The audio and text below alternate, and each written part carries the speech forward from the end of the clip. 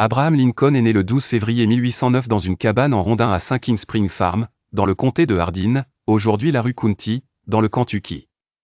Ses parents, Thomas et Nancy Lincoln, étaient des fermiers modestes qui travaillaient dur pour subvenir aux besoins de leur famille.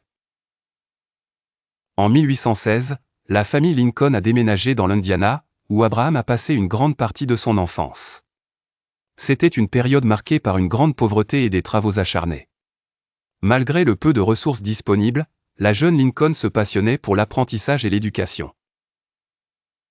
Ses parents l'ont encouragé à lire, même s'il avait peu de temps libre entre ses travaux à la ferme. À l'âge de 22 ans, Lincoln s'installe à New Salem, dans l'Illinois, où il commence à travailler comme bûcheron et commis. C'est ici qu'il développe une réputation de travailleur acharné et honnête.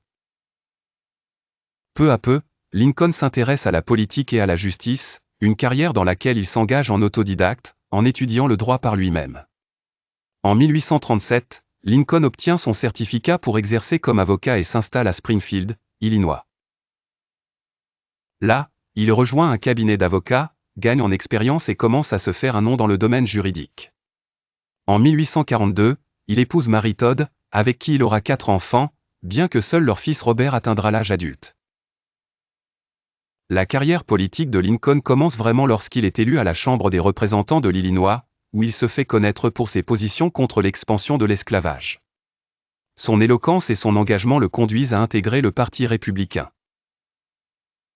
En 1860, Abraham Lincoln est élu 16e président des États-Unis, dans un climat de tension nationale croissante au sujet de l'esclavage.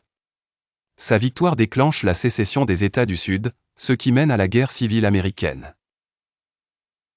Lincoln reste déterminé à préserver l'Union et, en 1863, il signe la proclamation d'émancipation, libérant tous les esclaves des États confédérés. Sa vision d'une nation unifiée et libre l'entraîne vers une deuxième élection en 1864.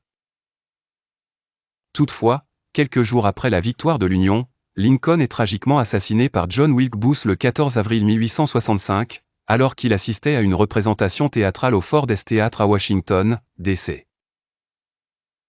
Lincoln laisse un héritage durable de leadership moral et politique, ayant dirigé son pays à travers l'un des conflits les plus périlleux de l'histoire américaine, et introduit des réformes sociétales significatives qui continuent d'influencer la conscience nationale.